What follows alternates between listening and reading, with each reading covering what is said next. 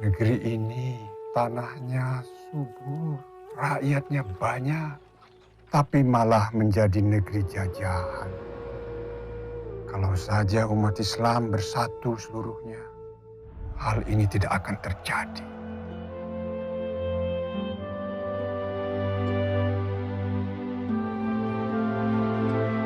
Ingat ya nak ya, perempuan itu ibaratnya pakaian buat laki-laki. Menghangatkan di musim hujan, meneduhkan saat kemarau.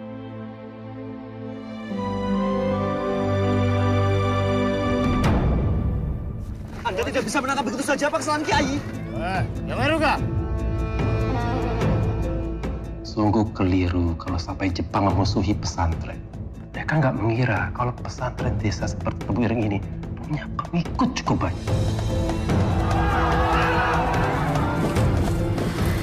Dalam hidup ini, ada hal-hal yang bisa kita bicarakan. Bahkan bisa kita kompromikan.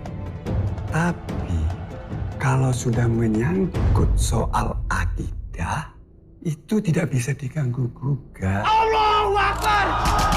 Allahu Akbar!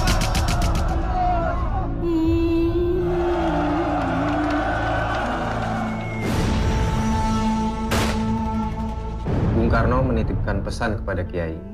Apakah hukumnya membela tanah air, bukan membela Allah? Hukum membela negara dan melawan penjajah adalah fardu ain.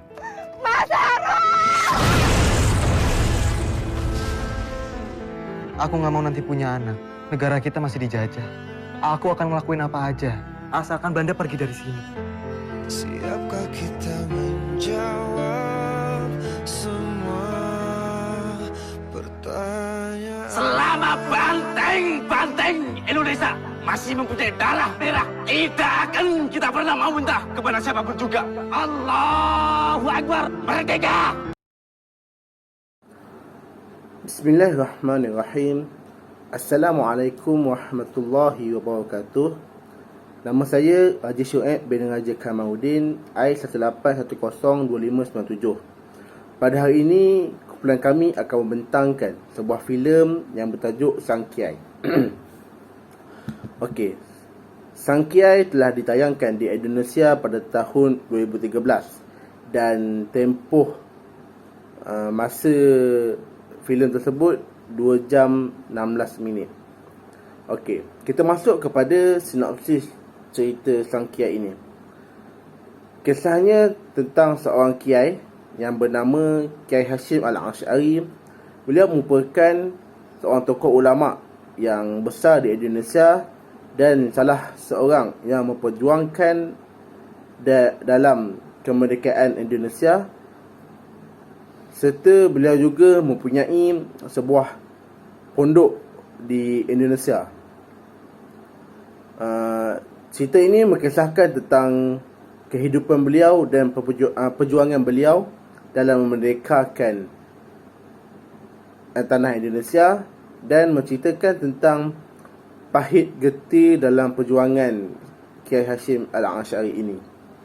Okey, kita masuk bagaimana detik Kiai Hashim Al-Asy'ari telah ditangkap oleh tentera Jepun. Tentera Jepun ini pada mulanya datang ke tanah Indonesia mendapat sambutan yang baik oleh rakyat Indonesia disebabkan tentera Jepun berjaya menghalau tentera Belanda dari tanah Indonesia. Lama kelamaan rakyat merasa ditindas oleh tentera Jepun disebabkan tentera Jepun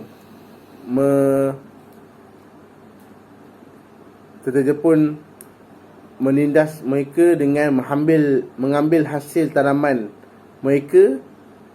Maka di situlah detik kesengsaraan rakyat Indonesia. Okey, kita masuk kepada Kiai Hashim Al-Asy'ari telah ditangkap oleh tentera Jepun disebabkan dituduh oleh tentera Jepun kerana Kiai Hashim menghasut rakyat Indonesia untuk membuat rusuhan kepada tentera Jepun. Maka Kiai Hashim telah ditangkap dan dipaksa untuk menyembah Dewa Matahari. Sebagaimana kita tahu, tentera Jepun Tuhannya ialah Dewa Matahari. Maka perintah tersebut, Kiai Hashim menolak perintah tentera Jepun tersebut. Dan Kiai Hashim telah diperlaku kejam oleh tentera Jepun dengan memukul tangan Kiai Hashim menggunakan tukul besi. Maka perkara tersebut telah didengari oleh anak murid Kiai Hashim. Lalu anak muridnya telah berkumpul di tempat Kiai Hashim dipenjarakan dan mereka melakukan rusuhan terhadap tentera Jepun. Lalu tentera Jepun memindahkan Kiai Hashim ke tempat yang lain. Dalam Kiai Hashim dan kiai-kiai lain ditahan, terdapat golongan yang memperjuangkan untuk membebaskan kiai-kiai yang telah ditangkap oleh tentera Jepun. Antara golongan orang yang memperjuangkan untuk melepaskan kiai-kiai Hashim dari genggaman tentera Jepun ialah Wahid Hashim. Silap, maafkan saya. Wahid Hashim. Wahid Hashim ni merupakan pegawai tertinggi dalam kerajaan Jepun di Indonesia. Beliau bukan menyokong menyokong tindak tanduk tentera Jepun, tetapi hanya menggunakan fasiliti yang ada pada kerajaan Jepun untuk melepaskan KK yang telah ditangkap. Maka dengan bantuan Wahid Hashim dan kawannya, KK yang telah ditangkap dibebaskan. Kemudian setelah bebasnya Kiai Hashim, tentera Jepun menubuhkan Masyumi yang dipengusikan oleh Kiai Hashim. Pertubuhan ini ditubuhkan untuk melihat kerajaan Jepun dengan kiai-kiai di Indonesia telah berbaiklah. Tetapi ada udang sebelit batu tentang pertubuhan Masyumi ni. Antaranya, tentera Jepun telah menyuruh Kiai Hashim Al-Asy'ari untuk menulis teks khutbah hari Jumaat tentang memperbanyakkan hasil tanaman untuk rakyat, memperbanyakkan hasil tanaman. Kenapa tentera Jepun membuat sedemikian? Kerana tentera Jepun ingin memaksa rakyat Indonesia untuk memperbanyakkan hasil tanaman berdasarkan khutbah yang disampaikan oleh Kiai Hashim. Nampak? Itu antara perkara di sebalik yang dilakukan oleh tentera Jepun. Tetapi perkara tersebut mendapat tentangan oleh kiai-kiai dan rakyat jelata, disebabkan hasil tanaman mereka bukan memberi manfaat kepada mereka, tapi hanya memberi manfaat kepada tentera Jepun. Lalu disebabkan perkara tersebut, rakyat dan kiai-kiai telah berkumpul dan melakukan rusuhan ataupun melakukan demokrasi. Perkara tersebut telah membuat tentera Jepun merasa marah. Lalu tentera Jepun telah memenggal leher seorang kiai, iaitu Kiai Zainal Mustafa, di khalayak ramai. Kenapa dia buat begitu? Sebabkan tentera Jepun ingin membuat rakyat berasa gementar dan taat kepada tentera Jepun. Tetapi perkara tersebut tidak memberi kesan kepada rakyat, tetapi memberi kesan kepada kiai-kiai dan golongan agamawan lah, disebabkan mereka melihat perkara tersebut tidak diberi keadilan, disebabkan mereka melihat Kiai Hashim hanya mendiamkan diri ke atas kejadian memenggal kepala Kiai Zainal Mustafa, dan mereka merasa Kiai Hashim Al-Ansyari bersubahat ataupun mempunyai muslihat dengan tentera Jepun. Lalu lama kelamaan tentera Jepun pada tahun 1945 tentera Jepun merasa kerajaannya lemah dan menyerah kalah dan ingin kembali ke tanah Jepun, disebabkan rakyat Indonesia dan tokoh-tokoh nasional telah bangkit dan berusaha untuk memerdekakan tanah Indonesia. Lalu berlakulah kebangkitan antara rakyat dan tokoh-tokoh nasional, dan 5 hari kemudian merdekalah tanah Indonesia disebabkan kebangkitan rakyat dan tokoh nasional. Dan akhir cerita ni mengisahkan tentang meninggalnya Kiai Hashim Al-Ansyari disebabkan sakit tuanya, dan peninggalan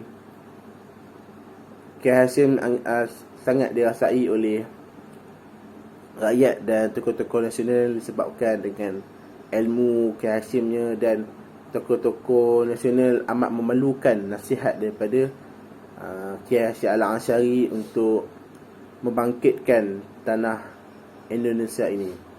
Dan pada saya, filem ini amat baik untuk ditonton oleh semua generasi, dan lagi generasi muda, untuk melihat betapa besarnya pengorbanan tokoh ulama dalam memperjuangkan kemerdekaan di sebuah negara, serta perjuangan ulama itu juga mempunyai pahit getihnya dan perlu meningkatkan keimanan kepada Allah SWT untuk memperkuatkan iman dan memperkuatkan agama Islam di dunia ini.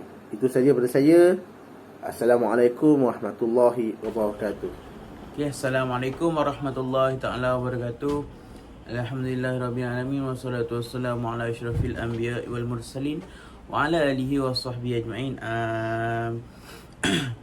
Nama saya Amin Musyid bin Yamin, I181027757. InsyaAllah pada hari ini saya akan menerangkan nilai-nilai yang terdapat dalam filem Sang Kiai. Antara nilai yang terdapat dalam filem Sang Kiai ini adalah pendidikan akhlak terhadap Allah Subhanahu Wa Taala, iaitu dia dapat meyakini bahawa Allah itu adalah Tuhan yang Maha Esa, Tuhan yang Maha Agung, Tuhan yang Maha Berkuasa. Dia dapat dalam filem ni kita dapat lihat ketakwaan Sang Kiai ini kepada Allah SWT tu sangatlah tinggi. Bahawa dia bertakwa kepada Allah dengan sangat-sangat takwa lah kalau kita tengok. Dan antara lain juga kalau kita tengok dalam Sang Kiai ni, dia ikhlas. Perbuatan dia tu kalau kita tengok sangat-sangatlah ikhlas, dan sangat tawakal kepada Allah Subhanahu Wa Taala. Dan manakala yang kedua pula adalah pendidikan akhlak terhadap Rasulullah Subhanahu Wa Taala. Bagaimana kalau kita tengok Sang Kiai ni, daripada segi perbuatan dia, pemakaian dia, dia mengikuti dan mentaati Rasul Subhanahu Wa Taala. Bagaimana dalam cerita ni yang dibuatkan, yang telah dilakukan oleh Sang Kiai dan murid-murid dia, iaitu mendalami ilmu agama, melakukan solat berjemaah. Perbuatan ini sangat dianjurkan dalam agama. Dan kalau kita lihat waktu mana Sang Kiai ini ditahan di dalam penjara Jepun, datangnya anak-anak murid ke penjara dan melakukan selawat kepada Nabi untuk agar untuk meminta agar kiai ni dapat dibebaskan oleh orang-orang Jepun. Dan yang ketiga pula iaitu pendidikan akhlak terhadap peribadi. Sebagaimana yang kita dapat lihat dalam karakter kiai ni, iaitu beliau merupakan seorang yang jujur, amanah, sabar dan pemaaf. Kalau kita tengok sang kiai ni, dia sangat-sangatlah seorang yang jujur, tapi disalah erti oleh Harun. Begitulah. Dan kalau kita tengok kiai ni adalah sangat-sangat pemaaf. Bagaimana dia diseksa oleh orang Jepun, tangan ni dia diketuk, namun walaupun begitu dia dapat memaafkan orang Jepun tersebut. Dan keempat pula adalah pendidikan akhlak dalam keluarga. Sebagai contohnya, kiai ni dia berbuat baik kepada isteri dia, dia bertanggungjawab terhadap anak-anak dia. Begitu. Dan yang kelima pula adalah pendidikan akhlak dalam bermasyarakat. Sebagai contoh, bertamu dan menerima, adab dalam bertamu dan menerima tetamu. Bagaimana kalau kita tengok adab-adab bertamu ni macam mana. Begitu diterapkan dalam cerita sang kiai ni. Iaitu sebagai contohnya, nak masuk dalam rumah orang, kita kena bagi salam, kena mendapatkan keizinan sebelum masuk. Begitulah. Macam waktu madrasah sang kiai ni didatangi oleh tentera Jepun, soon sang kiai ni berkata, "Beginikah adab tuan dalam menerima tetamu, dalam bertamu kepada rumah orang." Itu waktu tu orang Jepun ni datang dengan sangatlah tidak beradab, iaitu menembak dan membuat kekacauan. Jadi kita tengok kat sini bahawa adab bertamu ni amat dititik beratkan dalam agama. Okey, seterusnya kalau kita tengok lagi dalam cerita sang kiai ni, iaitu antara nilai yang diterapkan dalam cerita ni adalah mengenai semangat cinta kepada tanah air, iaitu semangat nasionalisme. Sang kiai bukan sahaja sang kiai, malahan seluruh karakter dalam cerita ni menunjukkan semangat nasionalisme yang tinggi. Sebagai contohnya Harun, beliau sangat tidak berpuas hati apabila Jepun memaksa penduduk-penduduk di Indonesia untuk melakukan untuk mengeluarkan hasil bumi, mengkerahkan manusia untuk mengeluarkan hasil bumi. Namun hasil bumi tersebut diberikan kepada orang Jepun dan hidup orang-orang di Indonesia dalam keadaan yang merana, susah dan sebagainya. Maka Harun melihat benda ni sangatlah salah dan dia menentang orang-orang Jepun. Ini ada semangat nasionalisme yang sangat tinggi. Seterusnya yang dapat disebutkan lagi, yang ke-7, iaitu mementingkan akidah Islam. Mementingkan akidah Islam. Bagaimana isu dia apabila orang Jepun datang kepada orang Indonesia dan mengarahkan untuk menunduk. Maka kiai ni kata, dalam akidah kita salah, tidak boleh menyembah melainkan Allah. Perbuatan rukuk tu adalah salah sebab dia menyerupai perbuatan solat. Kiai ni kata tidaklah disembah melainkan Allah. Begitu. Maka untuk tunduk hormat kepada Jepun ataupun tunduk hormat kepada bendera Jepun dan juga memuja Dewa Matahari itu adalah perbuatan yang sangat bercanggah dalam akidah. Maka sang kiai dan juga anak-anak muridnya sanggup diseksa dan ada yang dibunuh semata-mata untuk tidak menerima dan tidak membungkukkan badan kepada tentera Jepun dan tidak menyembah kepada Dewa Matahari. Dan poin yang terakhir adalah pentingnya mempelajari bahasa asing. Sebagai contoh, kalau kita tengok dalam cerita ni, pentingnya untuk mempelajari bahasa asing ni sebab apabila Jepun menjajah orang Indon, apabila Jepun menjajah negara Indonesia, maka percakapan tu dalam bahasa yang berbeza. Bila bahasa yang berbeza, kita dapat lihat dalam cerita ni, seorang kawan Harun ni dibunuh sebab dia tak faham apa yang orang Jepun ni cakap. Macam tu lah. Maka penting jugalah untuk mempelajari bahasa-bahasa selain bahasa negara kita. Baiklah, saya rasa setakat itu saja daripada saya, dan saya mempersilakan sahabat saya untuk meneruskan pembentangan tersebut. Bismillahirrahmanirrahim. Assalamualaikum warahmatullahi wabarakatuh. Nama saya Amir Amirul bin Muhammad Sanusi, I181028807. InsyaAllah saya akan menerangkan ataupun menceritakan nilai-nilai yang terdapat di dalam filem ini, iaitu filem Sang Kiai. Nilai yang pertama adalah Islam tidak memandang taraf seseorang itu.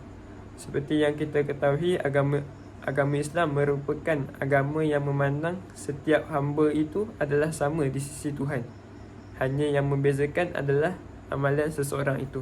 Sekiranya amalan baiknya lebih banyak daripada amalan buruknya, maka Allah akan mengangkat darjat seseorang itu. Filem ini mengajar kita supaya tidak memandang rendah setiap orang itu.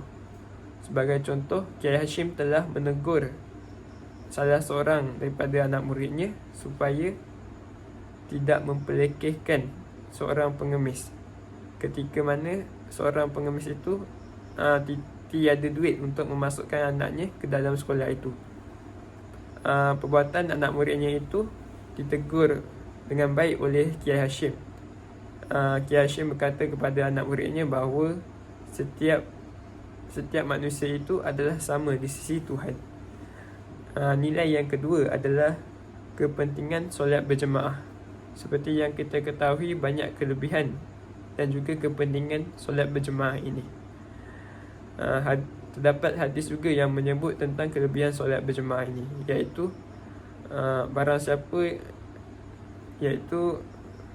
solat berjemaah itu lebih baik daripada solat bersendirian, bersamaan dengan 27 kali darjat.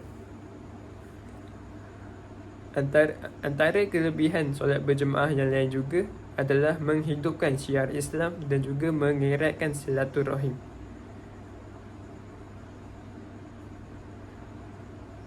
Di dalam filem ini ia mengajar kita tentang kelebihan solat berjemaah dan juga pentingnya solat berjemaah itu, kerana Kiai Hashim menekankan tentang pentingnya solat berjemaah itu kepada anak-anak muridnya, di mana Kiai Hashim setiap kali akan bertanya, siapakah yang tidak menunaikan solat berjemaah? Dan sekiranya seorang anak muridnya itu tidak menunaikan solat berjemaah atas sebab yang tidak kukuh, maka anak murid tersebut akan diberikan hukuman yang ringan. Hukuman itu bukan tujuan untuk mendera ataupun memalukan, tetapi hanya untuk mendidik. Hukuman yang diberikan oleh Kiai Hashim ketika mana anak muridnya tidak menunaikan solat berjemaah adalah mencium badan lembu sahaja. Nilai yang seterusnya adalah filem ini mengajar kita supaya untuk melayani isteri dengan penuh kasih sayang. Melayani isteri dengan cara yang baik itu adalah wajib dalam Islam. Menjadi tanggungjawab suami pula untuk santuni isteri dengan cara yang paling istimewa. Nabi Muhammad SAW pernah bersabda, lelaki yang paling sempurna imannya ialah lelaki yang paling sempurna akhlaknya, dan sebaik-baik kamu ialah mereka yang baik dengan isterinya. Ini menunjukkan bahawa Islam sangat menekankan tentang layanan yang baik oleh suami kepada isteri. Filem ini mengajar kita supaya melayani isteri dengan cara yang baik, seperti mana Kiai Hashim melayani isterinya dengan baik, di mana Kiai Hashim sentiasa bercakap dengan nada yang sopan santun dan juga lemah lembut kepada isterinya. Dan juga Kiai Hashim juga sering membelikan hadiah ataupun buah tangan kepada isterinya sekiranya pergi ke mana-mana. Ini menunjukkan kasih sayangnya Kiai Hashim kepada isterinya. Nilai seterusnya yang terdapat di dalam filem ini adalah filem ini mengajar kita supaya sentiasa menjaga iktilat. Seperti yang kita ketahui, Islam merupakan agama yang sangat menuntut supaya lelaki dan perempuan itu agar menjaga iktilat sesama sendiri bagi mengelakkan daripada berlakunya zina. Menjaga iktilat itu adalah menjaga perbatasan antara lelaki dan perempuan. Sebagai contoh, mengelakkan daripada berduaan lelaki dan perempuan di tempat yang tertutup dan juga mengelakkan daripada pergaulan yang begitu bebas. Filem ini mengajar kita supaya menjaga iktilat. Seperti yang dapat sebagai contoh di dalam filem ini, Kiai Hashim telah melihat salah seorang daripada anak muridnya yang bernama Harun memandang gadis muda yang cantik di pasar. Lalu perbuatan tersebut dilihat oleh Kiai Hashim dan Kiai Hashim terus bertanya kepada anak muridnya itu, adakah dia meminati gadis tersebut? Anak muridnya itu menyatakan minatnya. Lalu Kiai Hashim telah pergi ke rumah gadis itu dan menjadi wakil kepada anak muridnya untuk meminang gadis tersebut. Ini menunjukkan Kiai Hashim ingin mengelakkan daripada berlakunya zina, walaupun zina kecil saja, dengan hanya memandang. Nilai seterusnya adalah bijak merancang strategi. Merancang strategi merupakan perkara yang paling utama untuk menentang musuh Islam sendiri. Ketika zaman Nabi Muhammad SAW, Nabi sendiri lebih cenderung untuk merancang strategi dulu berbanding dengan melakukan gerakan yang melulu. Di dalam filem ini, Kiai Hashim telah terlebih dahulu merancang untuk bagaimana cara untuk menewaskan tentera Jepun. Di mana cara Kiai Hashim ini adalah menuruti apa yang dipinta oleh tentera Jepun. Tentera Jepun telah meminta supaya Kiai Hashim memberikan khutbah agar penduduk Indonesia memperbanyakkan hasil bumi. Tujuan Jepun itu adalah supaya hasil bumi tersebut dapat diberikan kepada tentera Jepun itu. Lalu Kiai Hashim menurutinya dengan memberikan khutbah kepada penduduk Indonesia supaya memperbanyakkan hasil bumi. Rancangan tersebut bertujuan untuk supaya Jepun bersetuju untuk memberikan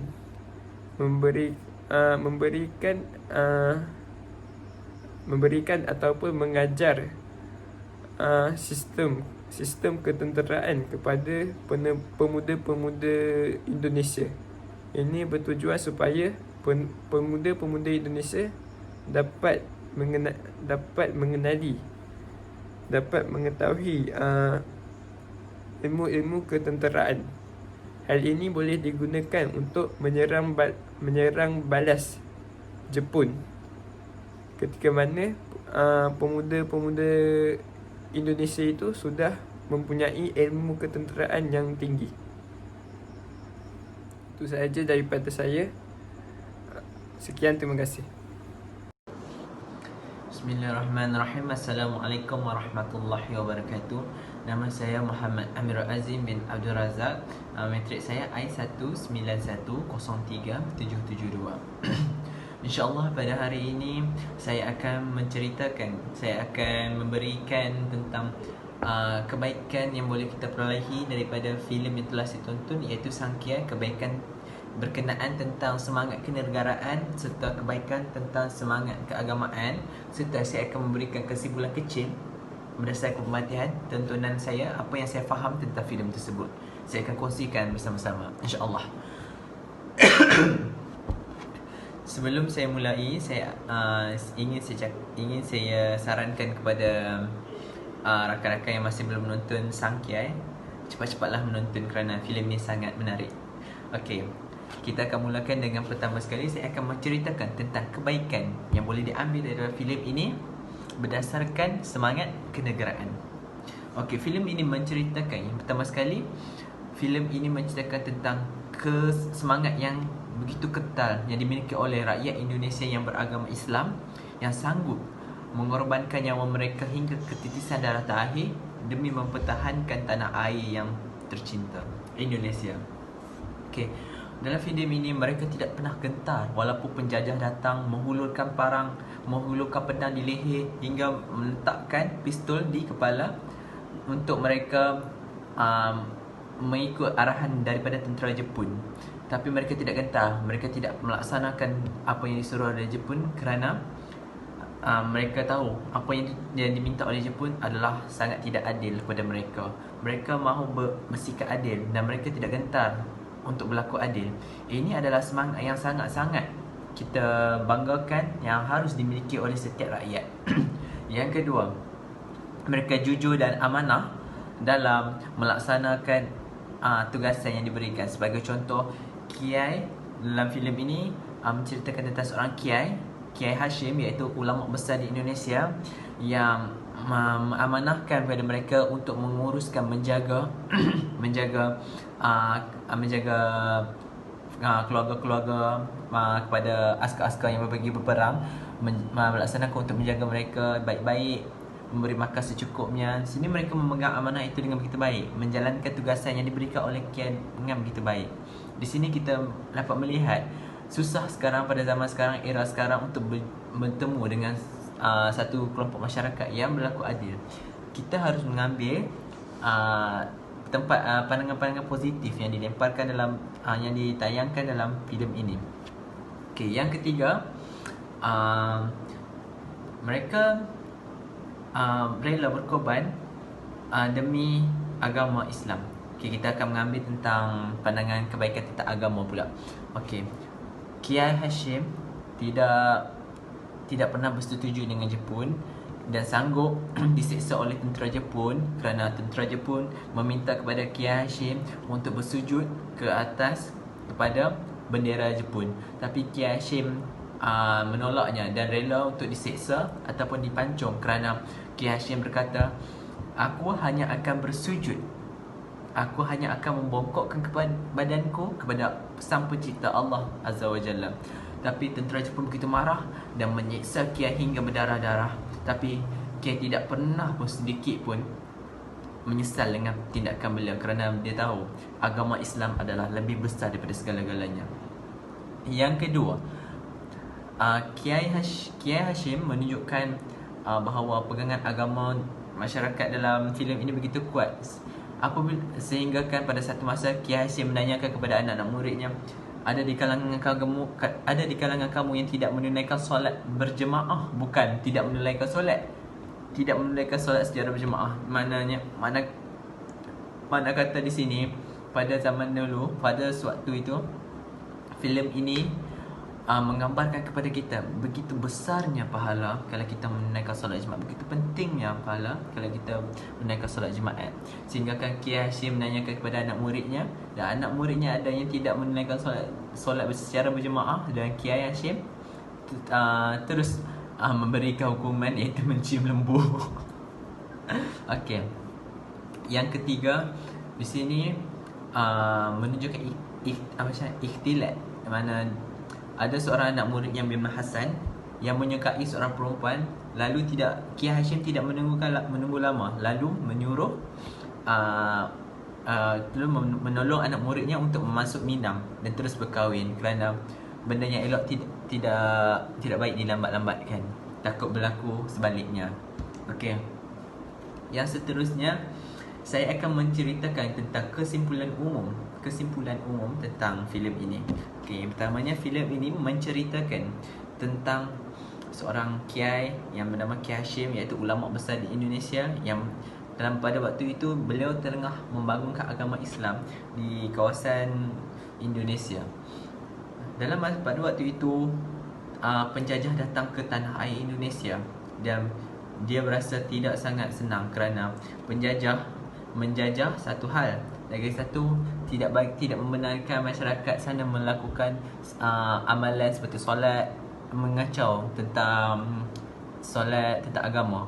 Sini menyentuh tentang isu-isu agama. Kiai sangat marah dan beliau berjuang menuntut bela hingga ketitisan darah terakhir beliau.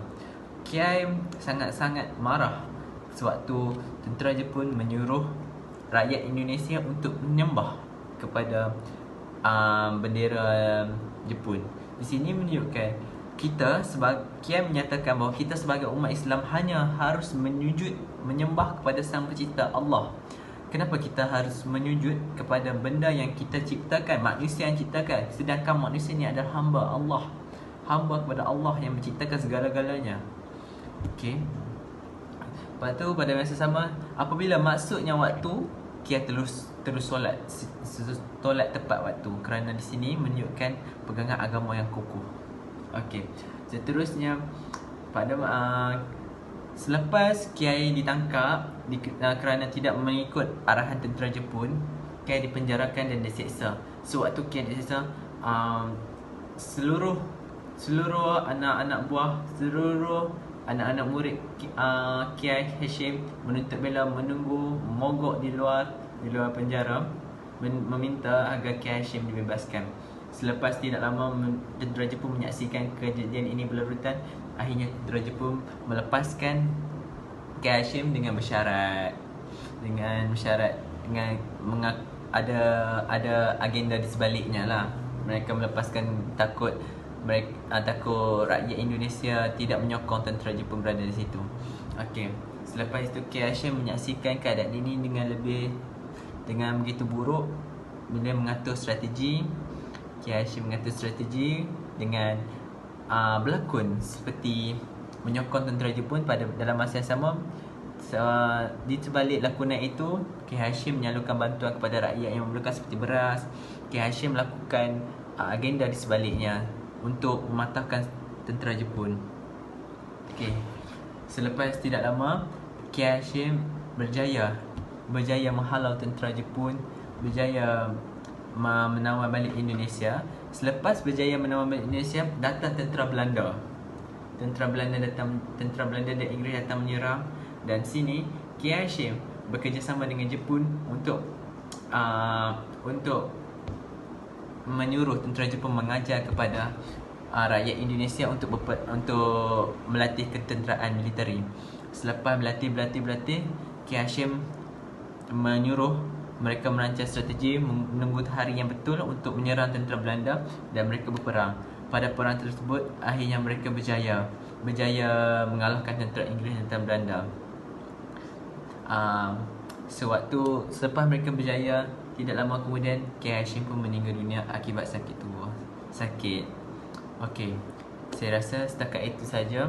Sebelum saya akhiri video saya ingin menyuruh kita sebagai rakyat haruslah mempunyai semangat kenegaraan, kerana tanpa perjuangan-perjuangan terdahulu tidak mungkin kita berada di sini. Dan ingat, tiada agama yang benar-benar selain Islam, dan kita sebagai umat Islam haruslah bersyukur kerana dilahirkan di dalam agama Islam. Okey, akhir kata, Assalamualaikum warahmatullahi wabarakatuh.